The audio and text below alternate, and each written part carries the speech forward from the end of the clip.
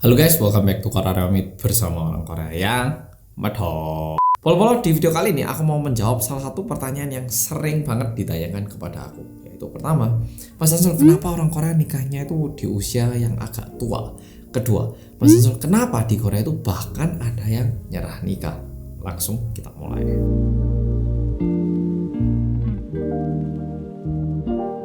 Pertama, untuk membahas ini benar-benar realita banget dan kita perlu tahu pendapatan di Korea itu rata-rata kayak apa.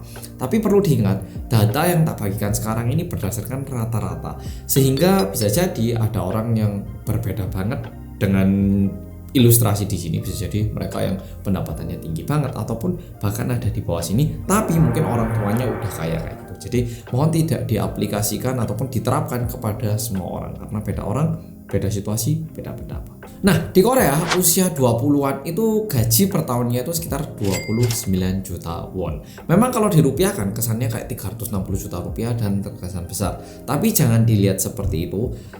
Anggap aja itu juga 29 juta rupiah waktu polo-polo tinggal di Indonesia. Di Indonesia 29 juta rupiah biaya hidupnya ya sepantas itu. Di Korea 29 juta won biaya hidupnya sama. Jadi jangan dilihat di angka rupiahnya tapi sama-sama angka 29 juta. Oke, coba didengarkan ini 29 juta. Anggap aja ini 29 juta rupiah. Oke, anggap aja 29 juta rupiah. Nah, gaji anak usia 20-an itu 29 juta rupiah per tahun. Terus anak yang usia 30-an itu rata-rata 40 juta per tahun. Usia 40, 45 juta. Habis gitu mulai usia 50 ini mulai turun. Usia 50, 42 juta. Usia 60 itu di bawah 29 juta ataupun ya sekitar 29 juta per tahun. Nah, kalau kita bilang rata-rata, kita anggap aja angka 36 wis ya, 36 juta per tahun. Jadi per bulan dapat uang 3 juta wis, kita anggap 3 juta. Setelah pajak wis 3 juta dapat. Kita bikin situasinya lebih baik lagi. Yang kerja nggak cuma cowoknya, cowok cewek kerja per bulan penghasilan 6 juta won. Oke, 6 juta won.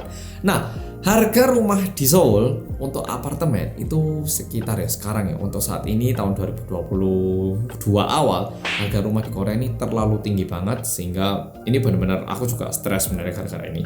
Rumah paling murah, apartemen paling murah yang wah ini udah kayaknya kayak syukur-syukur layak untuk dihidupi itu harganya sekitar 900 juta won.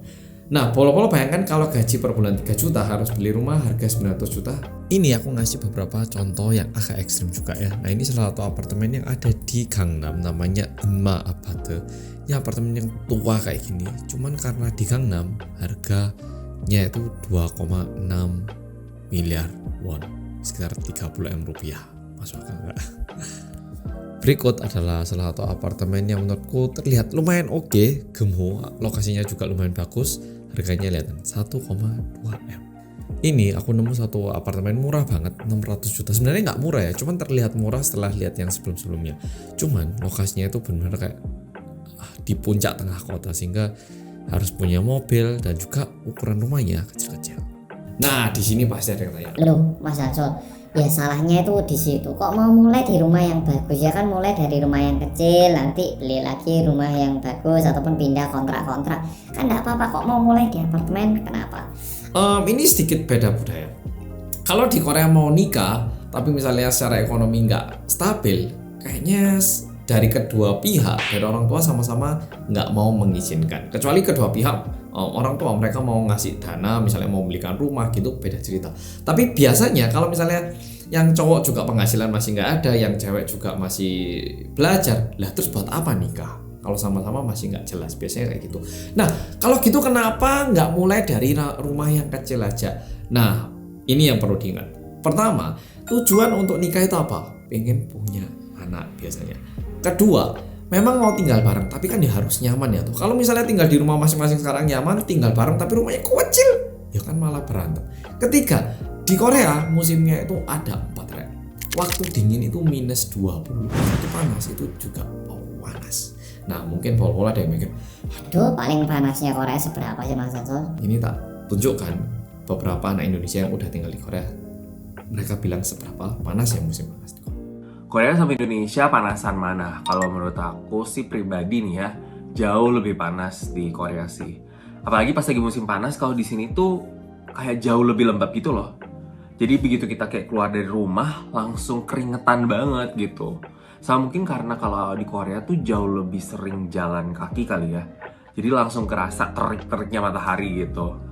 Terus kalau mau dibandingin mungkin kalau di Korea ini mirip sama kota Surabaya kali ya. Karena Surabaya kan terkenal yang kayak matahari terik banget tuh. Jadi mungkin sepanas itu sih.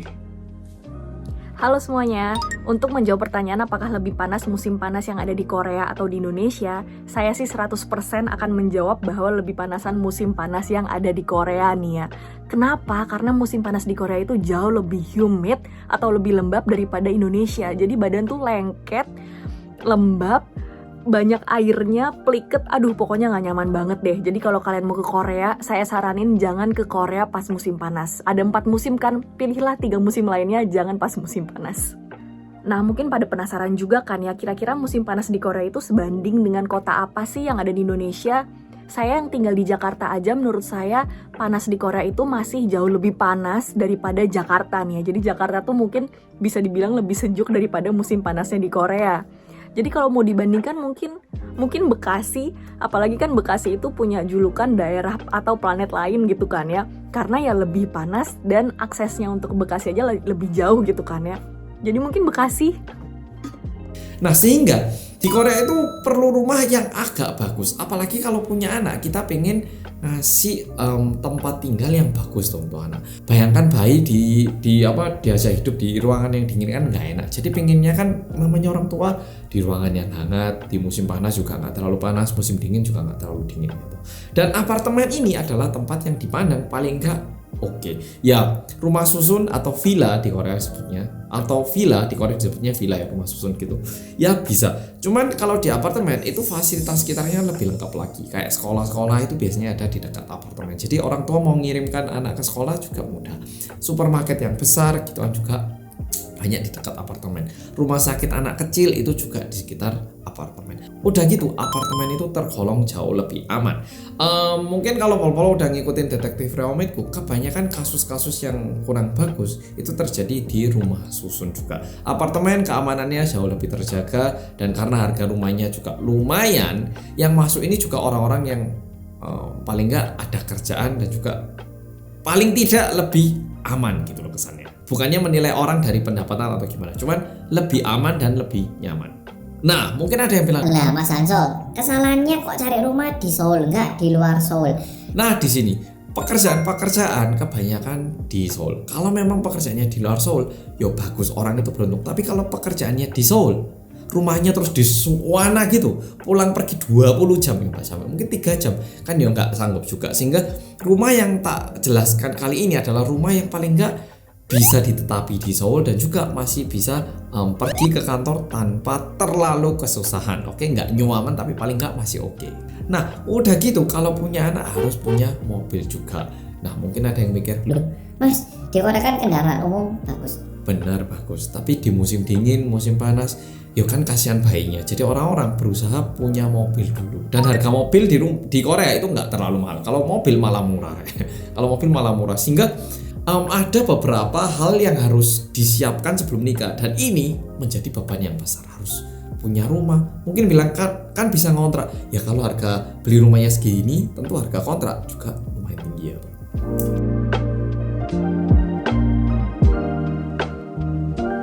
Orang-orang di Korea ini tingkat edukasinya tergolong tinggi, sehingga karena mereka udah lulus, udah belajar keras, mereka itu biasanya pingin juga sukses di karirnya. Misalkan yang cewek, mereka tahu kalau mereka masuk perusahaan terus udah nikah, terus bilang kalau bentar lagi mau punya anak, biasanya nggak bakal dinaikkan jabatannya. Sama kayak cowok, kalau udah punya anak, mungkin dia nggak bisa kerja keras dibanding saat dia nggak punya anak. Sehingga orang-orang yang mungkin udah masuk manajer mau naik lagi, mereka itu agak berhati-hati. Wah, nanti gara-gara nikah aku nggak bisa naik jabatan gimana? Ya udahlah, setelah aku naik jabatan aja nikahnya. Sehingga nikahnya itu dimundur juga. Dan di waktu yang sama mereka kepikiran, kalau jabatanku naik kan pendapatanku naik, nanti kehidupan bisa lebih nyaman. Oke, ini bukannya nggak mau nikah, aku undur dikit gitu.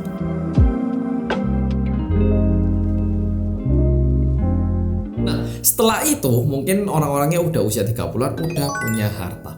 Nah, permasalahannya di sini ada orang yang memilih nikah di situ. Ada juga orang-orang yang milih, wis aku nggak mau nikah, wis aku udah kerja susah gini, dibuat nikah. Wah, nanti punya anak kerja keras lagi. Wah, hidupku ini terlalu capek kayaknya. Bukannya mereka menyerah, tapi mereka itu terlalu capek gitu loh.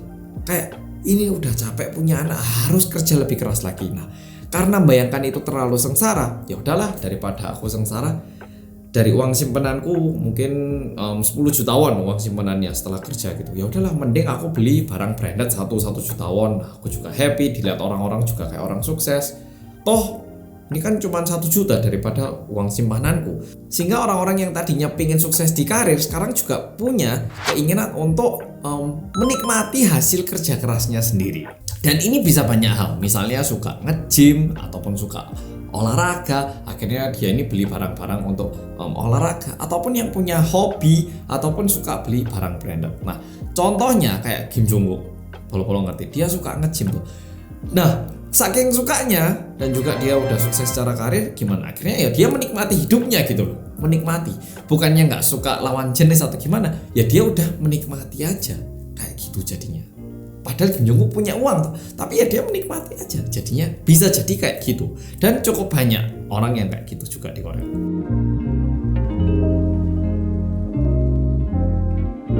Nah, alasan berikutnya, ada orang-orang yang sekarang ini kan juga cerai ya toh. Nah, melihat orang-orang cerai, jujur kan pandangan orang-orang biasa, daripada yang cerai mending yang masih belum nikah agak tua ya toh. Kesannya kan agak kayak gitu. Sehingga mereka mikir, wah daripada aku cerai kayak mereka, mending aku tak nyimpan uang dikit lagi, nikah sekali tapi yang sekalian beres. Nah, akhirnya mereka itu mungkin masih belum nyerah nikah tapi diundur lagi. Dan udah gitu, satu hal yang bikin pernikahan lebih susah lagi yaitu poin berikutnya.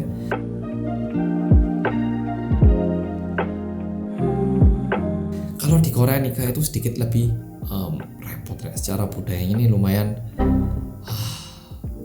terbelit. Aku nggak pernah nikah sama orang Indonesia dan aku nggak pernah dengarkan banyak cerita tentang teman-temanku yang udah nikah. Yang cocok temanku yang nikah cuma 1, jadi aku nggak terlalu cuma 2 kayaknya. Jadi nggak terlalu banyak cerita yang tak dengarkan.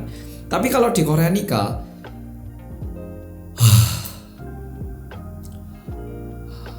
yang nikah itu bukan cuma anaknya. Sekeluarga sama keluarga ini nikah. Jadi kalau ada acara apa harus ke rumahnya orang tua ini ngasih uang saku dikit. Ada acaranya di sini harus ulang tahun ke sini. Oke, gampangannya wis. Ulang tahunnya papaku, misalnya kita berdua ke sana. Ulang tahunnya mamaku berdua ke sana. Ulang tahunnya papanya ini berdua ke sana. Ulang tahun mamanya ini berdua ke sana. Terus hari orang tua ke sana lagi ngasih uang saku lagi, ke sana uang saku lagi. Oh, ketinggalan satu hal. Plus kayak aku sama dari dulu ya, aku itu memang ngasih uang saku per bulan ke orang tua. Jadi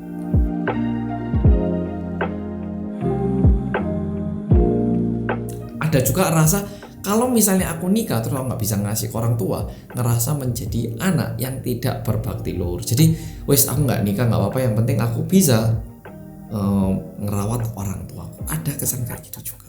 Nah, ini sekarang kondisi yang tak ceritakan adalah orang yang punya kerjaan bagus, punya pendapatan rata-rata aja susah untuk nikahnya.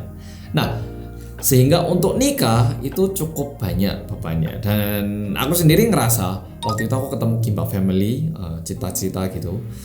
Nah, Kimba Family juga bilang sih kalau orang Korea ini terlalu mikir nanti gimana, terlalu banyak dipikirkan saat ini. Sedangkan di Indonesia, bukan bilang semua orang kayak gitu, kayak di Indonesia dieksekusi dulu, nanti kita selesaikan. Ini juga nggak salah, ini benar, cuman orang Korea terlalu banyak khawatirnya, sehingga karena saking cemasnya nggak mau membuat keputusan yang salah, sehingga diundur. Sehingga kalau misalnya dirangkum, sebenarnya menurutku alasan orang Korea nikahnya agak telat ataupun diundur itu karena bukannya menyerah. Saat ini anak-anak muda di Korea itu terlalu capek, terlalu lelah, sehingga nggak sanggup lagi untuk menambah sebuah tanggung jawab di pundaknya. Kayak sekarang ini udah terlalu banyak gitu. Apalagi punya anak, harus ngasih uang saku, kalau anaknya nakal gimana, pekerjaan gini, pendapatan pas-pasan, harga rumah gini. Nah, jadi daripada aku mikirin semua, mending aku kerja sendiri, aku menikmati makanan yang enak buat aku sendiri, beli barang brand sedikit. Mudah toh hidup, jadi mudah ya loh. Nah, hidup terkesan jadi mudah. Memang benar. Aku pernah dengar kebahagiaan terbesar adalah ketika kamu melihat anak kamu besar ataupun keturunan kamu itu tumbuh besar gitu. Cuman ya kan itu nggak bisa dirasakan sebelum nikah ya toh, sehingga cukup susah untuk dipahami oleh orang-orang yang belum nikah. Oke polo-polo, untuk masalah nikah sebenarnya ini agak lebar sehingga mungkin terkesan kok banyak banget info-info kecilnya terus gimana gitu. Tapi itu beberapa hal yang bisa tak jelaskan. Dan di Korea untuk nikah terkesan banyak biaya yang perlu disiapkan dan itu tidak mudah, apalagi kondisi saat ini awal 2022 harga rumah itu naik. Oh by the way, sebelum mengakhiri juga tak beritahu, harga rumah di Korea tahun 2014 saja nggak segila ini, tapi mulai tahun 2015-16 itu mulai menggila dan wah ini udah benar-benar menggila ya. Sungguhan, kemarin itu aku lihat apartemen baru kayak bagus dikit gitu minta 2M 3M itu berarti 30 miliar rupiah kayak siapa yang bisa beli gitu.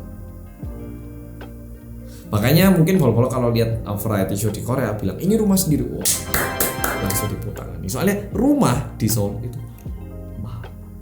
Oke polo-polo, makasih udah nonton video kali ini dan mungkin buat polo-polo yang di Indonesia udah nikah, bersyukurlah tempat tinggal di Indonesia masih lebih terjangkau dan polo-polo bisa menikmati indahnya tinggal bersama orang yang polo-polo cintai dan bisa punya anak di tempat tinggal yang hangat dan nyaman. Oke, makasih sudah nonton video kali ini dan sampai jumpa di video berikutnya. Di video berikutnya tak jelaskan tentang kerja kuli di Korea per hari gaji 3 juta rupiah ini ya.